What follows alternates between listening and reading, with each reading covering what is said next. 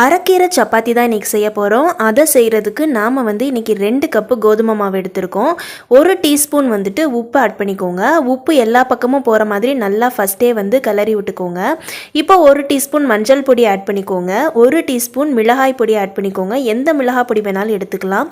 1 teaspoon சீரக பொடி add பண்ணிவிட்டு எல்லாத்தையும் நல்லா எல்லா பக்கமும் போகிற மாதிரி மிக்ஸ் பண்ணதுக்கு அப்புறமாட்டிக்கு இப்போ நான் அரைக்கீரையை அரைச்சி தண்ணியை மட்டும் புழிஞ்சு தனியாக எடுத்து வச்சுருக்கேன். அந்த தண்ணியை கொஞ்சம் கொஞ்சமாக ஆட் பண்ணி நான் மிக்ஸ் பண்ணிக்க போகிறேன். ஸோ ஃபுல் வீடியோக்குள்ளே போகிறதுக்கு முன்னாடி இன்னும் நம்ம ராஜமாதா கிச்சன் சேனலுக்கு நீங்கள் சப்ஸ்கிரைப் பண்ணல அப்படின்னா கண்டிப்பாக சப்ஸ்கிரைப் பண்ணி வச்சுக்கோங்க. இப்போது இந்த மாவை நல்லா உருட்டி திரட்டி பிசைஞ்சாச்சு. பார்த்தீங்களா எந்த அளவுக்கு சாஃப்டான கன்சிஸ்டன்சியில் இது இருக்குதுன்னு.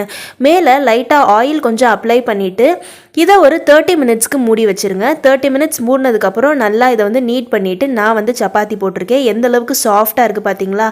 ஸோ இந்த தின் சப்பாத்தியை எடுத்து நம்ம இப்போ தோசைக்கல்லில் போட்டாச்சு. இது கொஞ்சம் ஷேப் இல்லாமல் தான் இருக்கும். ஆனால் என்னை பொறுத்த வரைக்கும் எப்போவுமே டெக்ஸ்சரும் அதோட அந்த டேஸ்ட்டும் தான் முக்கியம். அப்பியரன்ஸ் எனக்கு முக்கியம் கிடையாது. டெக்ஸ்சர் பார்த்திங்கன்னா பயங்கர சாஃப்டாக இருந்தது. கீரையில் போடுறோமே ஒரு மாதிரி கீரை ஸ்மெல் வருமே அப்படின்லாம் நீங்கள் நினைக்கவே வேணாம். கீரையோட ஸ்மெல் கொஞ்சம் கூட வராது. இன்ஃபேக்ட் கீரை போட்டிருக்கோன்னு கூட யாருக்குமே தெரியாது, அந்தளவுக்கு இருக்கும். ஆனால் அந்த கீரையோட பெனிஃபிட்ஸ் உங்களுக்கு வந்துடும். இதை போட்டுட்டு உடனே ஹாட் பாக்ஸில் போட்டு க்ளோஸ் பண்ணி வச்சிட்டிங்கன்னா ரொம்ப சாஃப்ட் ஆயிரும். அண்ட் நம்மளோட அவுட்புட் பார்த்திங்கன்னா எவ்வளோ அழகாக இருக்குது பார்த்தீங்களா. பார்க்குறதுக்கே செம சாஃப்டாக இருக்குது. அம்மா ஒரு பொட்டேட்டோ வச்சு தனியாக ஒரு சால்னா மாதிரி ஒன்று பண்ணியிருந்தாங்க. அது இந்த கீரை சப்பாத்தி கூட ரொம்ப பியூட்டிஃபுல்லாகவே பிளெண்ட் ஆகி வந்திருந்தது. இந்த வீடியோ உங்களுக்கு பிடிச்சிருந்தது அப்படின்னா லைக் பண்ணிவிட்டு யார் சமைச்சு தருவாங்களோ அவங்களுக்கு ஷேர் பண்ணி விடுங்க.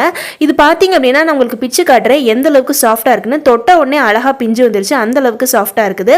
இந்த வீடியோ உங்களுக்கு பிடிச்சிருந்தது அப்படின்னா கண்டிப்பாக லைக் பண்ணிவிட்டு வொர்த் ட்ரைனே சொல்லலாம். ஒரு செம்ம ஹெல்த்தியான ஒரு சப்பாத்தி ரெசிபி இது.